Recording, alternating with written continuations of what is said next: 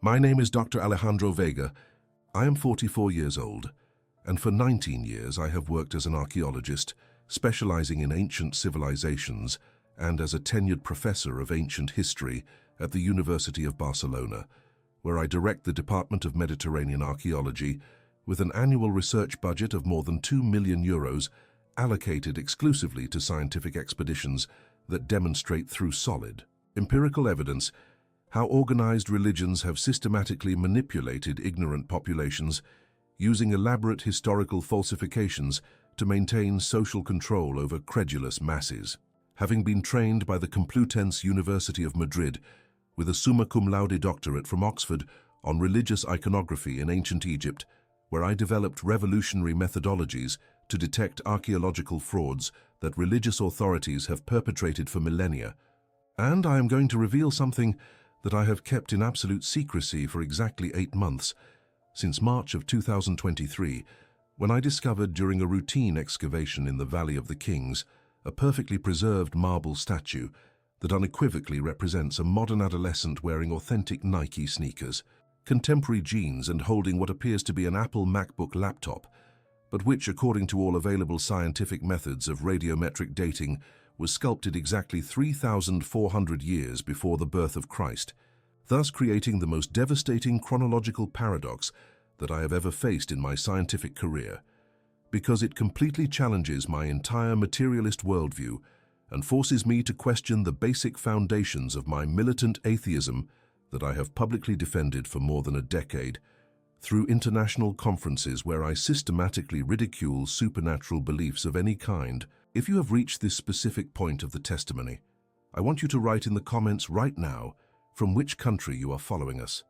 because this archaeological discovery transcends academic borders, and I know there are scientists, university professors, researchers, and archaeology students throughout the English-speaking world who are facing similar crises when they encounter empirical evidence that contradicts their materialist presuppositions about ancient history and the development of human civilizations.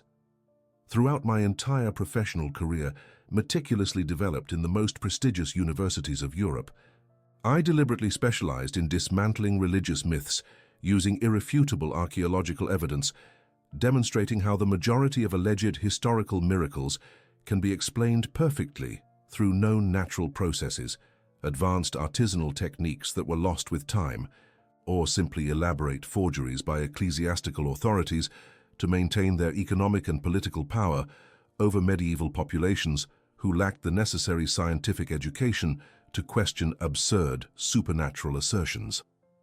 I published 12 academic books, translated into 8 languages that have sold more than 150,000 copies internationally, all dedicated to demonstrating methodologically that there exists absolutely no valid archaeological evidence to support supernatural interventions in human history,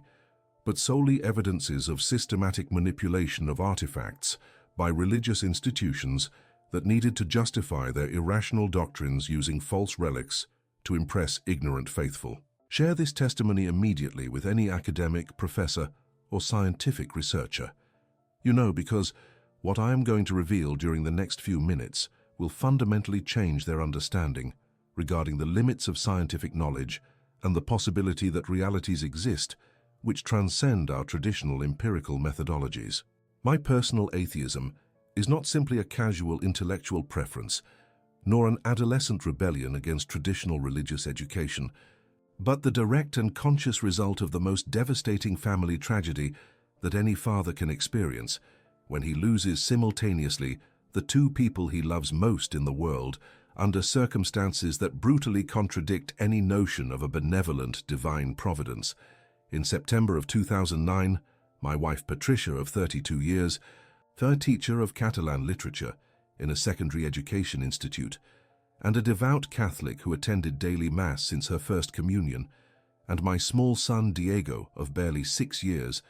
an extraordinarily intelligent child who had begun to read at 4 years old and showed exceptional talent for mathematics and natural sciences, died simultaneously and instantly in a bus accident in the French mountains of the Pyrenees, while returning completely desperate from a pilgrimage of last hope to Lourdes, where they had traveled, spending our entire family savings seeking a divine miracle to cure the acute lymphoblastic leukemia type B that pediatric oncology specialists at the Hospital Clinic of Barcelona had diagnosed as terminal and incurable through any medical treatment available at that specific moment of contemporary medicine. The cruel and definitive irony that both died precisely while returning from a supposedly holy place where millions of Catholics claim miraculous healings occur converted me instantly into a militant academic atheist who dedicates every day of his professional life to demonstrating scientifically through solid archaeological evidence that there exists no supernatural power that ever intervenes in daily human affairs nor in tragedies that require desperate divine intervention. After losing Patricia and Diego in that tragedy, which completely destroyed my Catholic faith inherited from a traditionally religious family, I transformed my personal pain into a systematic academic mission against all types of supernatural beliefs that I consider responsible for creating false hopes in vulnerable people who face tragedies similar to mine and need real scientific help instead of empty promises about non-existent miracles. During the 14 years elapsed since that devastating loss, I published exhaustive studies demonstrating how alleged Christian relics venerated in European cathedrals are medieval forgeries created by specialized artisans who worked commercially for ecclesiastical authorities, how presumed Eucharistic miracles, documented historically,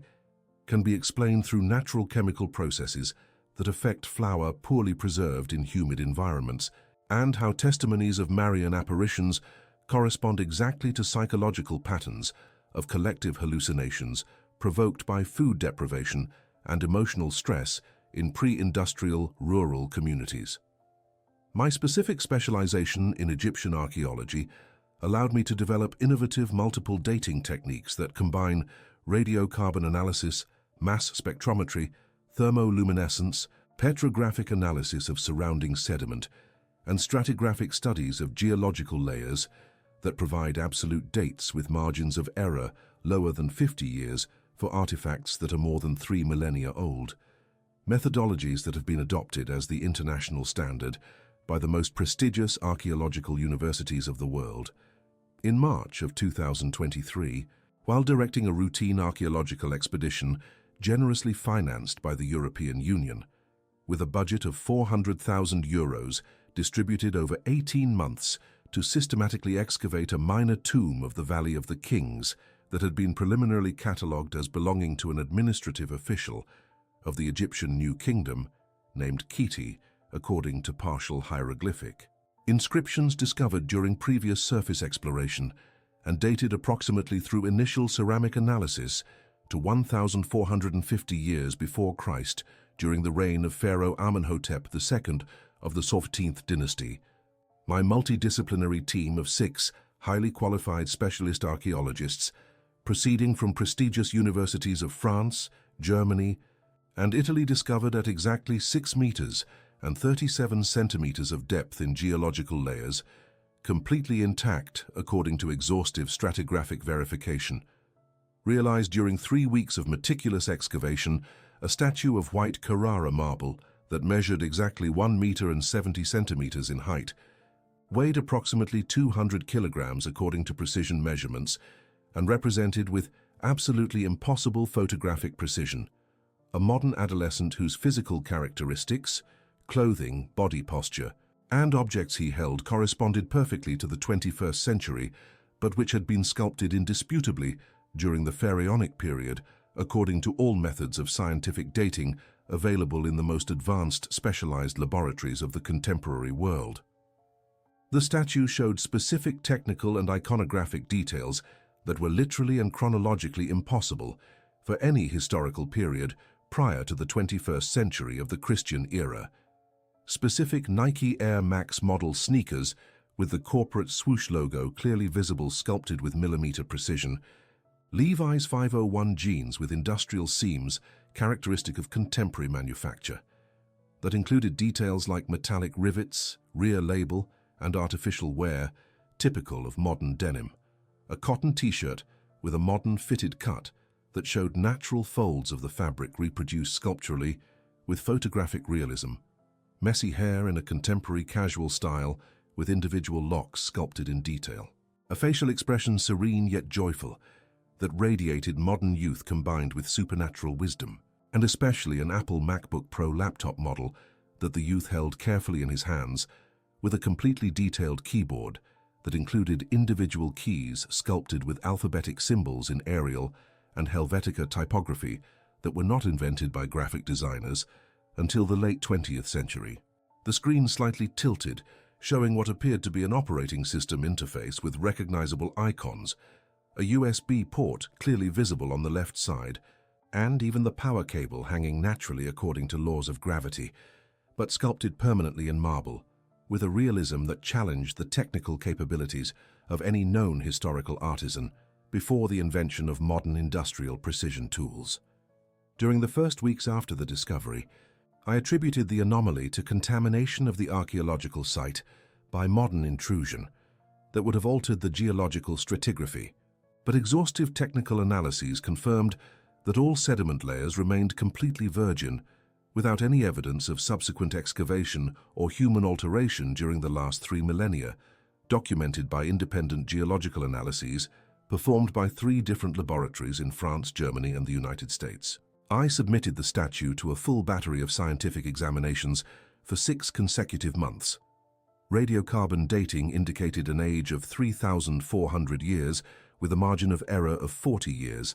Spectrometric analysis of the marble confirmed that the stone came from Egyptian quarries exploited solely during the specific pharaonic period. Petrographic studies of the sediment demonstrated that the statue had remained buried continuously since its original deposition without any subsequent manipulation,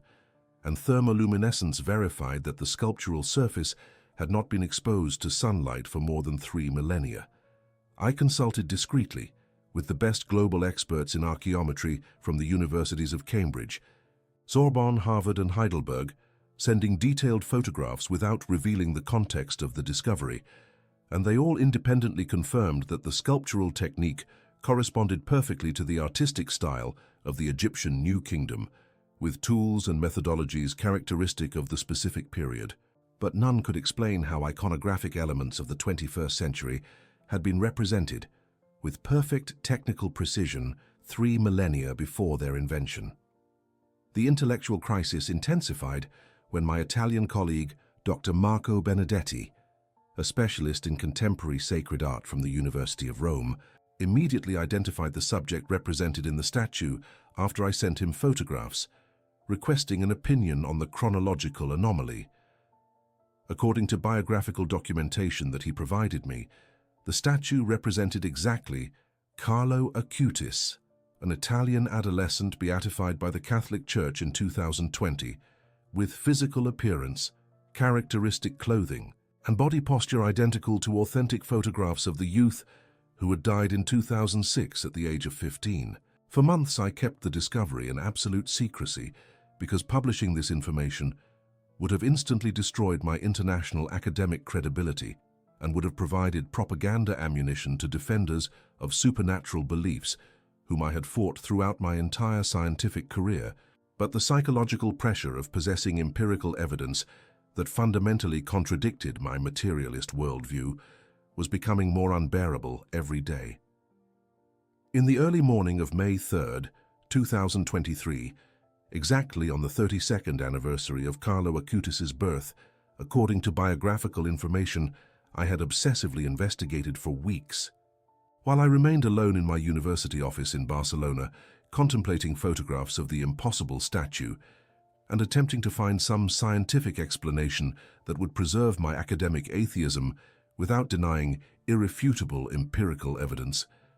I witnessed something that forever transformed my understanding of reality, time, history, and the possibility of supernatural intervention in human affairs. Carlo Acutis appeared physically in my office, wearing exactly the same clothes represented in the ancient statue, but with a living presence that radiated inexplicable peace and spiritual authority that I had never experienced during 44 years of materialistically oriented existence. "Dr. Alejandro," he said to me with a serene, youthful voice, full of infinite compassion and a slight Italian accent that corresponded perfectly with his historically documented Milanese origin, The statue you found does not violate known scientific laws, but transcends them through temporal dimensions that your contemporary archaeology cannot yet measure empirically, but can document physically when God decides to reveal his presence through material evidence that challenges purely naturalistic explanations and forces honest scientists to consider realities that go beyond limited empirical methodologies. My first reaction was absolute shock, mixed with instinctive scientific disbelief. How could this young man who had died 17 years ago be physically present in my university office at 3 in the morning? Was it a hallucination provoked by extreme psychological stress, caused by months of intellectual crisis? Had I developed some type of mental illness that made me see religious visions as a psychological defense mechanism against evidence that contradicted my fundamental beliefs? But Carlo immediately demonstrated absolutely impossible specific knowledge about my most intimate and painful personal tragedy that no living person knew in full detail except myself. He described exactly the last moments of Patricia and Diego in the University Hospital of Toulouse, where they were transferred after the accident. He mentioned the specific and desperate words that Diego murmured with his last breath before dying. "Papa, why didn't God help me if we went to ask the Virgin for help? Did he not see us when Mummy cried so much in the grotto?" He quoted textually the desperate promise charged with pain that I made during their double funeral in the Montjuic Cemetery in Barcelona while contemplating their 2 small coffins under torrential rain in September. If there exists a merciful God who allows innocent children to die after their devout Catholic parents beg him for help with all possible sincerity, then I will dedicate every remaining day of my professional life to demonstrating scientifically that this God is a collective illusion created by universal human fear of death and the psychological need to find meaning in arbitrary suffering. He revealed specific details about my current archaeological investigation that no living person knew except myself, including working hypotheses, experimental methodologies, and preliminary conclusions that I kept in encrypted private files on my personal computer. And even more impressively, he described with surgical precision my recurrent nightly nightmares, where I constantly relived the last days of Diego in the oncology hospital when he was receiving chemotherapy that caused him constant nausea and total loss of hair that was previously curly and blonde like his mother's. Dr. Alejandro. Carlo continued with a wisdom that contrasted dramatically with his adolescent appearance,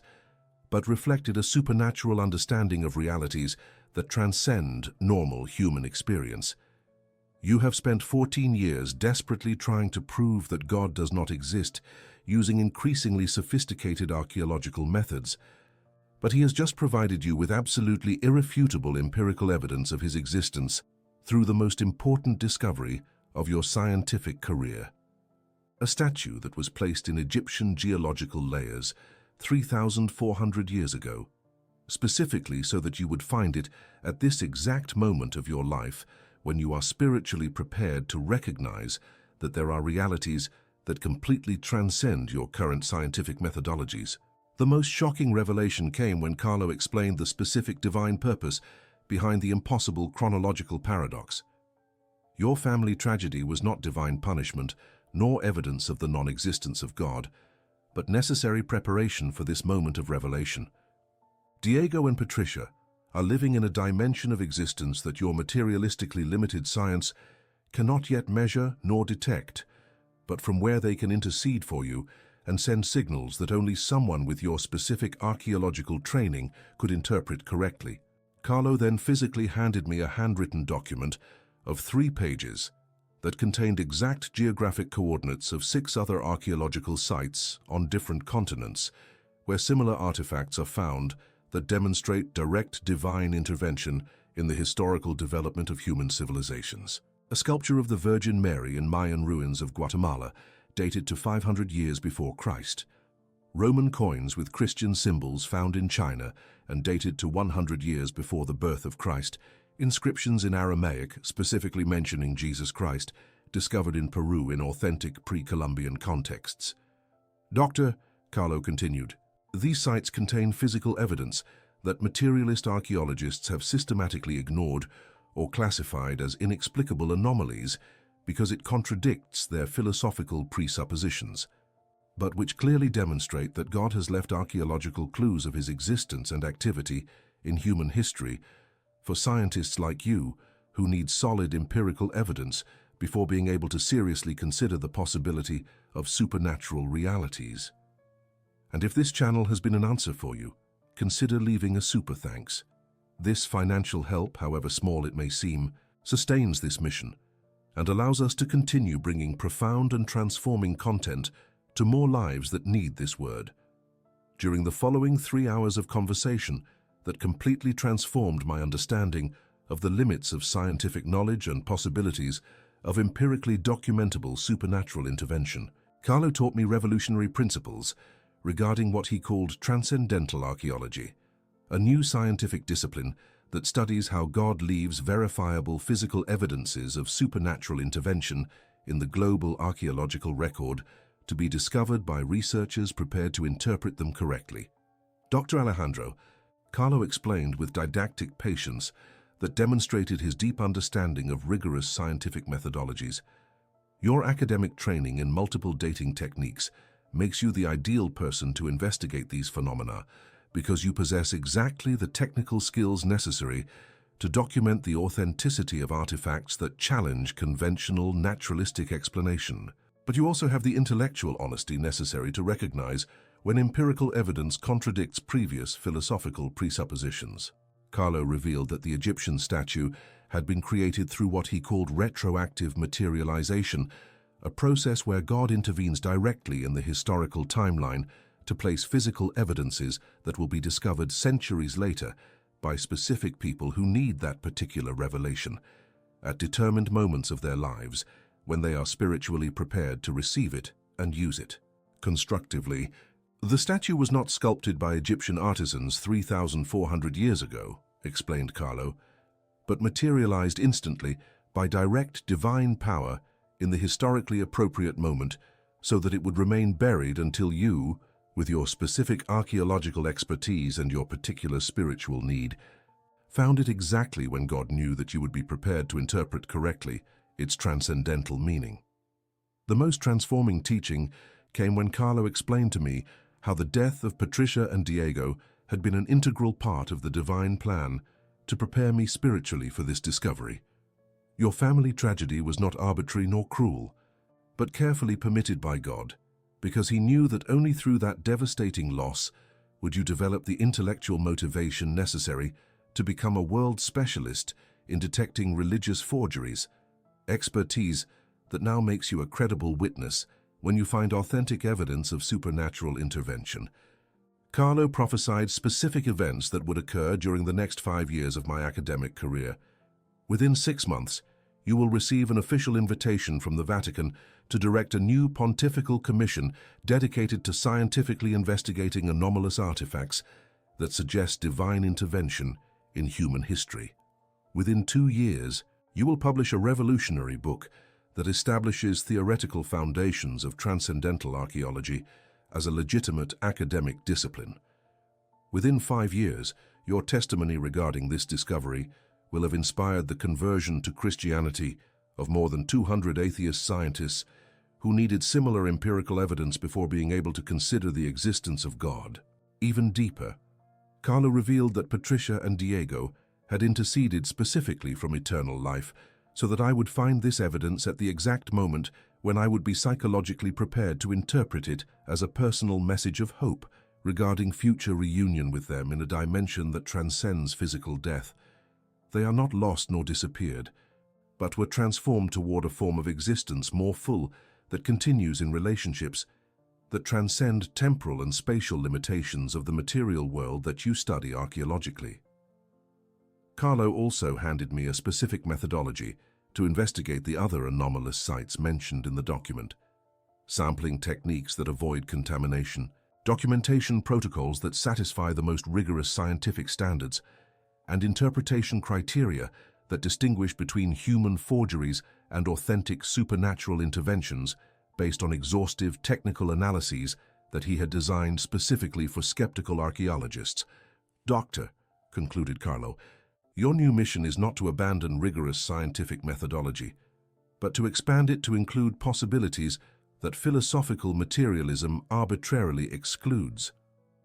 God respects honest investigation and provides sufficient physical evidence for sincere scientists who are willing to examine empirical data without prior ideological censorship. The final revelation was when Carlo explained to me that all the anomalous archaeological sites form a coherent global pattern that demonstrates how God has intervened systematically in the development of human civilizations to prepare the necessary cultural ground for specific redemptive events. Each anomalous artifact was placed strategically to be discovered by archaeologists at historical moments when humanity is prepared to take specific evolutionary leaps in spiritual understanding through the integration of science and faith. In the weeks immediately following my transforming encounter with Carlo Acutis, I began systematically to investigate the archaeological coordinates that he had provided me, starting with the most accessible site, Mayan ruins in Guatemala, where, according to his instructions, I should find a Marian sculpture predated by 5 centuries before historical Christianity. I organized a discreet expedition financed through personal research funds to avoid premature academic scrutiny, taking with me only 2 specialist archaeologists in pre-Columbian civilizations who had impeccable international reputations and absolute commitment to rigorous scientific methodology regardless of the ideological implications of any discovery. The site was located exactly where Carlo had indicated, ruins of a minor Mayan temple in a remote region of Petén that had never been systematically excavated due to its inaccessible geographic location and apparent lack of comparative archaeological importance. During 5 days of careful excavation, following strict protocols of stratigraphic documentation, we found the sculpture precisely where Carlo had prophesied, 3 meters underground in geological layers that preliminary analysis indicated clearly as authentic pre-Columbian. The sculpture represented a woman dressed exactly like traditional Christian Marian iconography, blue tunic, white veil, serene maternal expression, and especially a crown of 12 stars identical to descriptions of the Apocalypse of St. John, but sculpted in traditional Mayan material, using artistic techniques characteristic of the late classic Mayan period that preceded contact with European Christianity by 5 centuries. Exhaustive radiometric dating performed in 3 independent laboratories confirmed a chronological anomaly identical to that of the Egyptian statue, authentic age of 2,500 years, corresponding exactly with the Mayan historical period specified by stratigraphic analysis, but representing Christian iconography that officially did not exist until 5 centuries later. Even more impressive, hidden in the base of the sculpture, we discovered an inscription in classic Mayan that translated literally meant "Mother of the God who will come," with specific Mayan dates that corresponded exactly with the prophetic period of the arrival of Christianity to the Americas, according to the most precise Mayan astronomical calculations. Write it in the comments if you are a scientist or archaeologist and have discovered artifacts that challenge your materialist preconceptions, because this testimony is designed specifically for the academic community that faces similar anomalous evidence. During the next 6 months, using methodologies that Carlo had taught me, I investigated discreetly 3 other sites mentioned in his document. In Peru, I discovered Aramaic inscriptions that mention Yeshua HaMashiach, Jesus Christ in Aramaic, in an authentic pre-Columbian context. In China, I found Roman coins with primitive Christian symbols in strata, dated 100 years before the historical birth of Christ. In Morocco, an ancient Phoenician temple yielded artifacts showing crucifixion imagery that precedes the Roman invention of crucifixion as a punishment method. Each discovery was documented using the most rigorous scientific standards available. Multiple independent laboratories for dating, international experts for authentication, video documentation of the complete excavation process, chemical analysis of materials, and peer review of findings by skeptical colleagues who had no knowledge of the overall pattern. The results were consistently identical,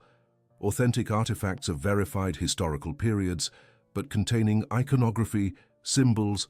or references that according to conventional timeline should not exist until centuries later. The statistical probability of such coincidences occurring naturally across different continents and civilizations is mathematically impossible,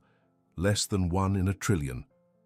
More significantly, when mapped geographically, all the sites form a perfect geometric pattern centered precisely in Jerusalem, suggesting coordinated intervention rather than random anomalies. The distances between sites correspond with numerical patterns found in biblical texts, specifically numbers mentioned in prophetic literature regarding divine intervention in human history. The most profound personal validation occurred when I decided to DNA test a tiny fragment of bone found inside the Mayan sculpture's base. The results show Middle Eastern genetics compatible with a first-century Palestinian population, but found in a Central American context dated 500 years before any documented transoceanic contact. This DNA evidence represented a breakthrough moment when I realized that archaeological anomalies weren't just symbolic or artistic, but involved actual physical transportation across impossible temporal and geographical distances, real materialization that transcends natural laws but leaves empirical evidence that scientific methodology can detect and measure. I established the Institute for Transcendental Archaeology as a new academic discipline that investigates empirical evidence of supernatural intervention in the historical record without abandoning rigorous scientific methodology. The Institute operates under strict protocols designed to distinguish between human fabrications and genuine anomalous phenomena through multiple independent verification processes. During the 2 years since discovering Carlo's statue, the Institute has catalogued 47 similar archaeological anomalies worldwide, reported discreetly by colleagues who found evidence that contradicted their materialist preconceptions but were afraid to publish findings due to academic career implications. Each case follows a similar pattern: authentic ancient artifacts containing elements that shouldn't exist according to conventional chronology, but discovered by reputable archaeologists using rigorous methodology, confirmed through multiple independent analyses, and documented with impeccable scientific standards that eliminate the possibility of fraud or contamination. Most significantly, I established a partnership with the Vatican's Pontifical Academy of Sciences to investigate potential miraculous artifacts using the highest scientific standards available. Pope Francis personally endorsed the Institute's mission, stating that authentic science and genuine faith collaborate rather than compete in searching for truth about reality. My own spiritual transformation was equally radical. From a militant atheist, I became a Christian scientist who uses empirical methodology to explore physical evidences of divine action in history rather than relying purely on emotional experiences or cultural traditions. Faith is now based solidly on archaeological evidence rather than subjective feelings. Personal healing occurred when I realized that Patricia and Diego had found their miracle, not in the physical cure they sought in Lourdes, but in the spiritual conversion of their husband and father, who needed archaeological evidence before believing in an eternal reunion with them, in a dimension that transcends physical death. Today, I coordinate an international research network of Christian archaeologists who investigate sites worldwide where similar anomalies suggest divine intervention in the historical development of civilizations. The network includes specialists from Oxford, Cambridge, Harvard, Yale, and 12 other prestigious universities worldwide. The testimony about Carlo's intervention has inspired the conversion to Christianity of 37 scientific colleagues during the past 2 years, including professors of archaeology, geology, physics, and chemistry who needed similar empirical evidence before considering the possibility of supernatural realities that transcend natural laws. Most importantly, my daughter Patricia and son Diego appear regularly in my dreams, providing specific guidance about which sites to investigate next and which methodologies to employ in documenting findings. Their intercession from the eternal dimension has become a reliable source of archaeological intelligence that leads consistently to successful discoveries. In October of 2027, when Carlo Acutis was officially canonized by Pope Francis during a historic ceremony in St. Peter's Square, witnessed by more than 500,000 pilgrims worldwide, the Vatican specifically cited the Institute's archaeological discoveries as part of the miraculous evidence supporting his elevation to full sainthood status. During the canonization proceedings, I presented formal testimony to the congregation for the causes of saints, documenting how the discovery of the Egyptian statue had catalyzed a worldwide movement of scientific investigation into empirical evidences of supernatural intervention throughout human history, inspiring the conversion of hundreds of atheist academics who needed archaeological proof before considering the existence of God. Pope Francis mentioned specifically during the canonization homily that Saint Carlo continues his mission of evangelization through modern tools, now using archaeological science to demonstrate how divine providence works through material evidence that faithful scientists can discover and document using rigorous empirical methods. I established the St. Carlo Acutis Archaeological Foundation, which provides funding for Christian scientists worldwide to investigate sites where anomalous artifacts suggest supernatural intervention. The foundation has awarded over €5 million in research grants during the past 3 years, supporting expeditions in 42 countries worldwide. Most importantly, I developed an academic curriculum for faith-informed archaeology, taught now in 16 Catholic universities across 4 continents, demonstrating how archaeological methodology can be enhanced rather than compromised when scientists remain open to possibilities that transcend purely naturalistic explanations.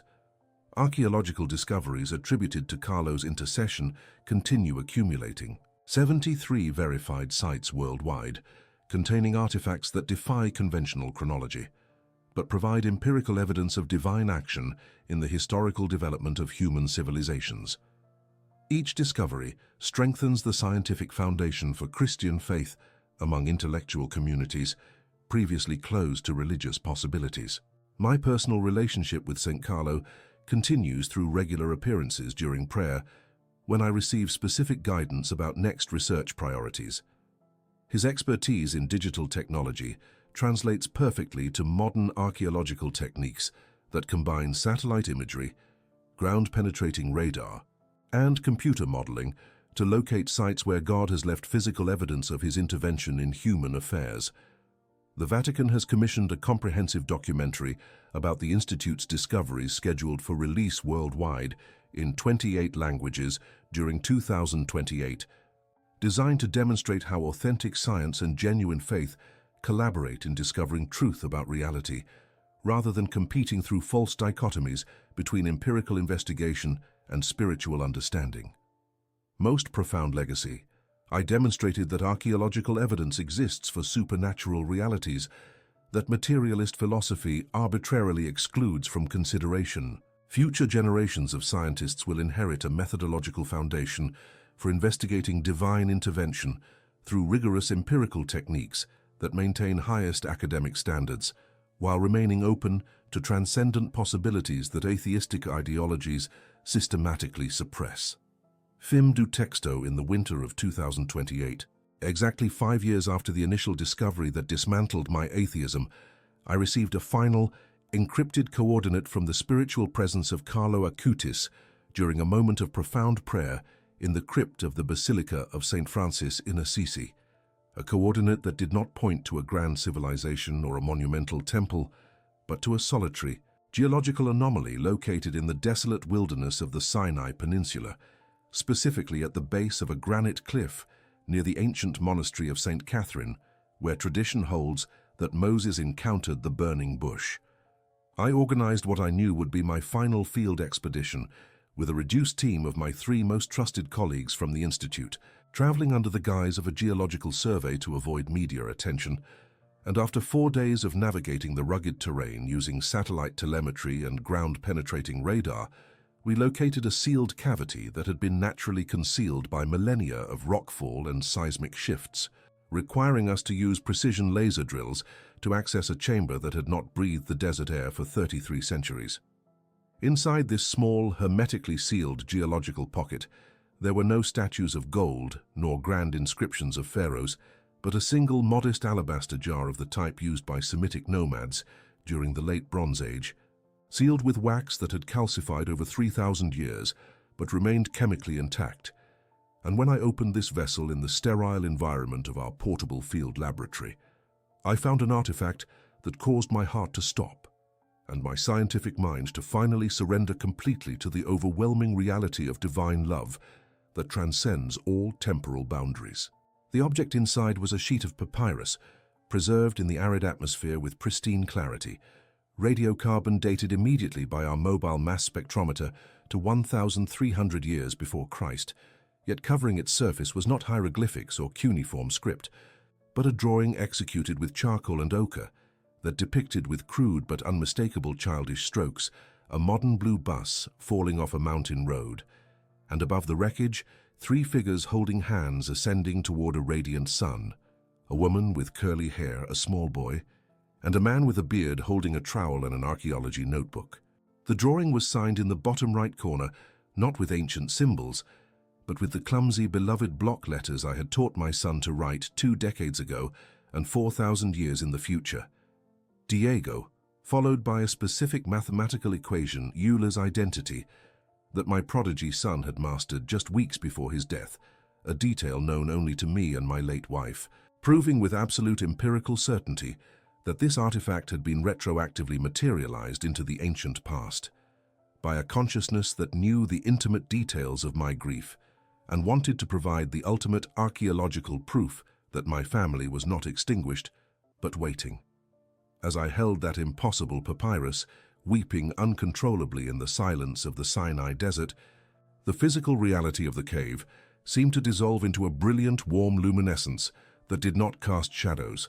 and for the first time since the accident in the Pyrenees, I did not merely feel a spiritual presence, but witnessed the physical manifestation of the promise that Carlo Acutis had made to me in my office. The veil of time was torn completely, and standing at the entrance of the cave were not my scientific colleagues, but Patricia and Diego, looking exactly as they had in life, but radiant with a terrifyingly beautiful vitality that made the surrounding rock seem insubstantial by comparison. Patricia stepped forward, her hand resting on the shoulder of the teenage Carlo Acutis, who stood beside them as a guide between worlds, and she spoke with a voice that resonated not in my ears, but in the very center of my consciousness. Alejandro, you have spent 5 years proving to the world that God exists through science, but you needed to come here to understand that He exists for you.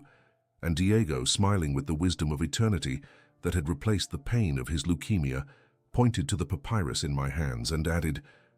I drew that for you, Papa, so you would know that time is just a layer of sediment, and we are only one excavation away. This encounter lasted only minutes in chronological time, but an eternity in spiritual magnitude, providing the final emotional closure that no amount of academic success could ever grant. And as they faded back into the blinding light of the desert sun, leaving me kneeling in the dust of the Sinai with the ancient drawing pressed against my chest, I understood that my mission as the architect of Transcendental archaeology was complete because I had found the ultimate artifact, the assurance that love is the fundamental constant of the universe, more durable than granite and more real than the atoms we measure in our laboratories. I returned to Barcelona not as a searching scientist, but as a man who has touched the face of the infinite, and although I continue to direct the Institute and mentor the next generation of archaeologists who are now uncovering divine anomalies in India, Ethiopia, and the Americas, I have withdrawn from the public debate because I no longer need to argue for a truth I have lived, choosing instead to spend my remaining years cataloging these evidences of hope for a world that is desperate for meaning. If you are reading this testimony, whether you are a skeptical academic entrenched in materialism, a grieving parent crushed by loss, or a student searching for purpose, look at the empirical data we have gathered, analyze the impossible chronologies, and scrutinize the physical evidence, but know that the true discovery awaits not in the dirt of the past, but in the willingness to open your heart to the possibility that you are loved by a creator who is powerful enough to rewrite history just to wipe away a single tear from your face. This is Dr. Alejandro Vega, former atheist, professor of ancient history, and father of Diego, signing off from this life's work, with the absolute certainty that when my own timeline concludes, I will not fade into oblivion, but will simply step through the stratigraphy of death to join the expedition that never ends, where my wife and son are waiting for me in the light that has no sunset. God exists, He is active in our history, and He is waiting for you to find Him. In the winter of 2028, exactly 5 years after the initial discovery that dismantled my atheism, I received a final, encrypted coordinate from the spiritual presence of Carlo Acutis during a moment of profound prayer in the crypt of the Basilica of St. Francis in Assisi. A coordinate that did not point to a grand civilization or a monumental temple, but to a solitary, geological anomaly located in the desolate wilderness of the Sinai Peninsula, specifically at the base of a granite cliff near the ancient monastery of St. Catherine, where tradition holds that Moses encountered the burning bush. I organized what I knew would be my final field expedition, with a reduced team of my 3 most trusted colleagues from the Institute, traveling under the guise of a geological survey to avoid media attention. And after 4 days of navigating the rugged terrain, using satellite telemetry and ground-penetrating radar, we located a sealed cavity that had been naturally concealed by millennia of rockfall and seismic shifts, requiring us to use precision laser drills to access a chamber that had not breathed the desert air for 33 centuries. Inside this small, hermetically sealed geological pocket, there were no statues of gold nor grand inscriptions of pharaohs, but a single modest alabaster jar of the type used by Semitic nomads during the Late Bronze Age, sealed with wax that had calcified over 3,000 years, but remained chemically intact. And when I opened this vessel in the sterile environment of our portable field laboratory, I found an artifact that caused my heart to stop and my scientific mind to finally surrender completely to the overwhelming reality of divine love that transcends all temporal boundaries. The object inside was a sheet of papyrus, preserved in the arid atmosphere with pristine clarity, radiocarbon dated immediately by our mobile mass spectrometer to 1,300 years before Christ, yet covering its surface was not hieroglyphics or cuneiform script, but a drawing executed with charcoal and ochre that depicted with crude but unmistakable childish strokes a modern blue bus falling off a mountain road, and above the wreckage, 3 figures holding hands ascending toward a radiant sun, a woman with curly hair, a small boy, and a man with a beard holding a trowel and an archaeology notebook. The drawing was signed in the bottom right corner, not with ancient symbols, but with the clumsy, beloved block letters I had taught my son to write 2 decades ago and 4,000 years in the future. Diego, followed by a specific mathematical equation, Euler's identity, that my prodigy son had mastered just weeks before his death, a detail known only to me and my late wife, proving with absolute empirical certainty that this artifact had been retroactively materialized into the ancient past by a consciousness that knew the intimate details of my grief and wanted to provide the ultimate archaeological proof that my family was not extinguished, but waiting. As I held that impossible papyrus, weeping uncontrollably in the silence of the Sinai desert, the physical reality of the cave seemed to dissolve into a brilliant, warm luminescence that did not cast shadows. And for the first time since the accident in the Pyrenees, I did not merely feel a spiritual presence,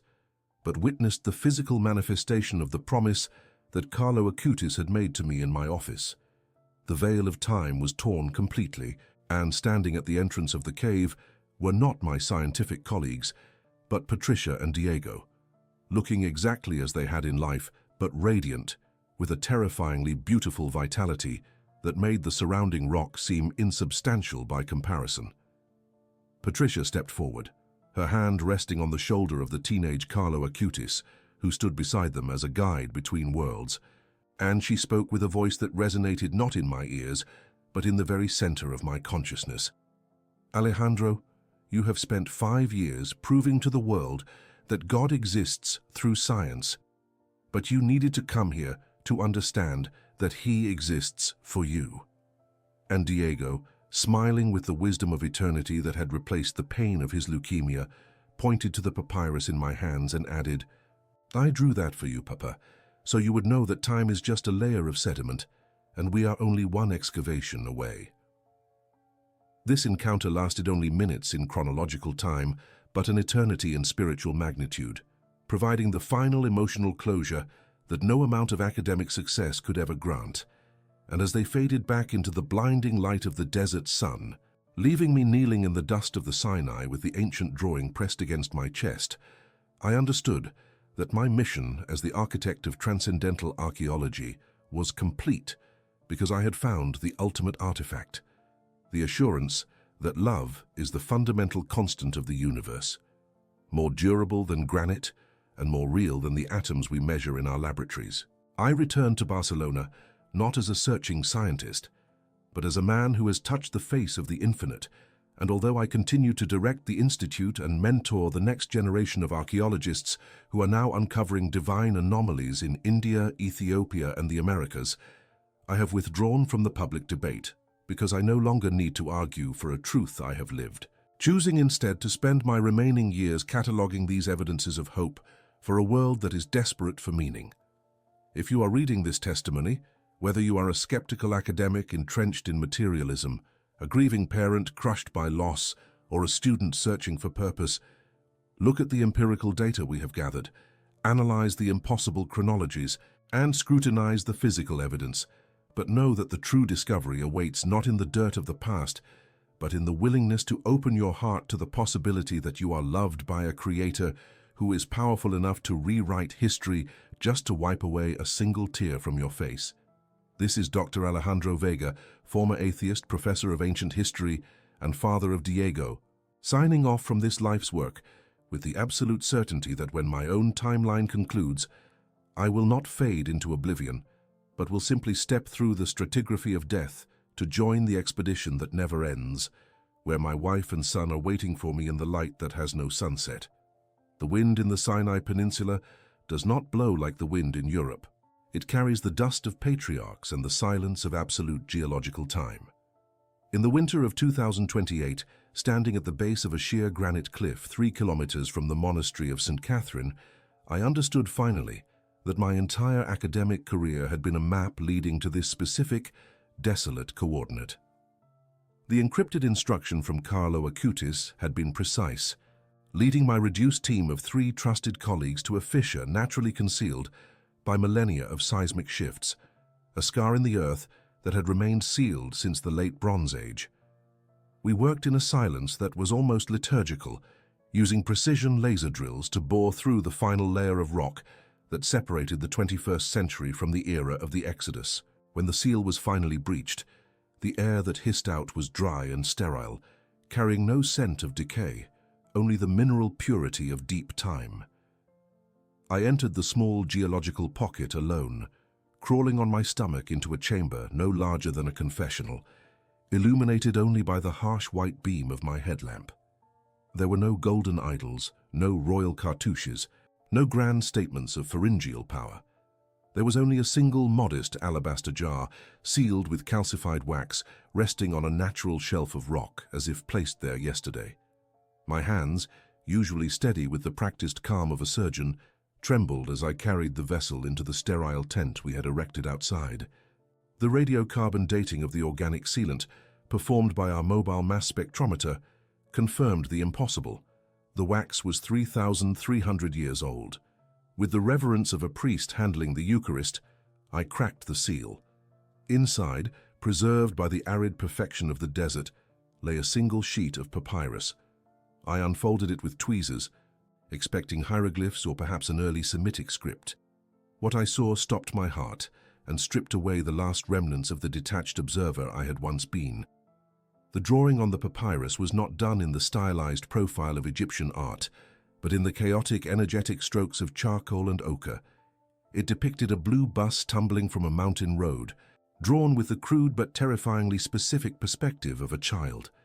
Above the wreckage, 3 figures were ascending toward a jagged, radiant sun, a woman with wild, curly hair, a small boy, and a man with a beard, holding a trowel. In the bottom corner, written not in cuneiform but in the block capital letters I had taught my son on our kitchen table, was the name Diego. Below it, scrawled with a confidence that defied the medium, was Euler's identity equation mathematical proof of a beauty that links disparate constants which my prodigy son had mastered 2 weeks before his death. I fell to my knees in the dust of the Sinai. The intellectual impossibility of the artifact shattered the timeline I had worshipped for decades. Hair drawing made by my son in 21st century Europe had been physically embedded into the geological strata of the Bronze Age, a retroactive miracle designed to break the linear tyranny of time. It was the ultimate empirical proof that love is not subject to the laws of physics. As I wept, clutching the papyrus against my chest, the harsh sunlight of the desert began to change. The shadows of the granite cliffs dissolved, replaced by a luminescence that had no source and cast no darkness. The silence of the wind deepened into a profound, resonant peace. I looked up, and the veil of the material world, which I had spent my life studying, was torn completely asunder. Standing at the entrance of the cave were not my colleagues, but Patricia and Diego. They appeared not as memories or ghosts, but with a terrifyingly beautiful solidity, more real than the rocks surrounding me. Patricia stepped forward, her hand resting on the shoulder of Carlo Acutis, who stood beside them with his backpack and jeans, acting as the bridge between the temporal and the eternal. She spoke, and her voice resonated in the center of my consciousness, bypassing my ears entirely. "Alejandro," she said with the warmth that had been missing from my life for 19 years, "you have spent 5 years proving to the world that God exists through science, but you needed to come here to understand that he exists for you." Diego, smiling with a wisdom that had replaced the pain of his leukemia, pointed to the papyrus in my hands. "I drew that for you, Papa," he said, his voice clear and bright. "I wanted you to know that time is just a layer of sediment. We are only one excavation away." The vision lasted perhaps a minute, perhaps an hour. In the economy of grace, time is irrelevant. As they slowly faded back into the blinding light of the desert sun,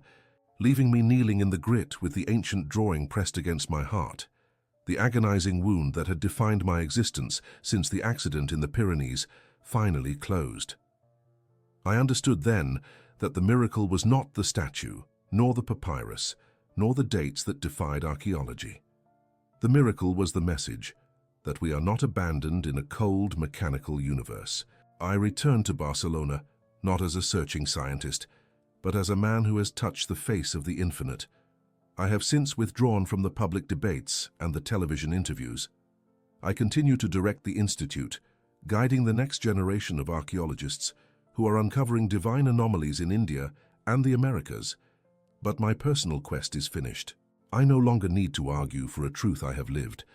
If you are reading this testimony, whether you are a skeptical academic entrenched in materialism, a grieving parent crushed by loss, or a student searching for purpose,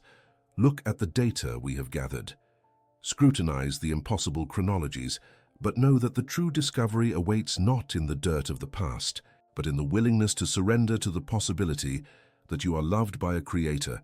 powerful enough to rewrite history, just to wipe away a single tear from your face. My name is Dr. Alejandro Vega. I am a former atheist, a professor of ancient history, and the father of Diego. I sign off from this life's work with the absolute certainty that when my own timeline concludes, I will not fade into oblivion.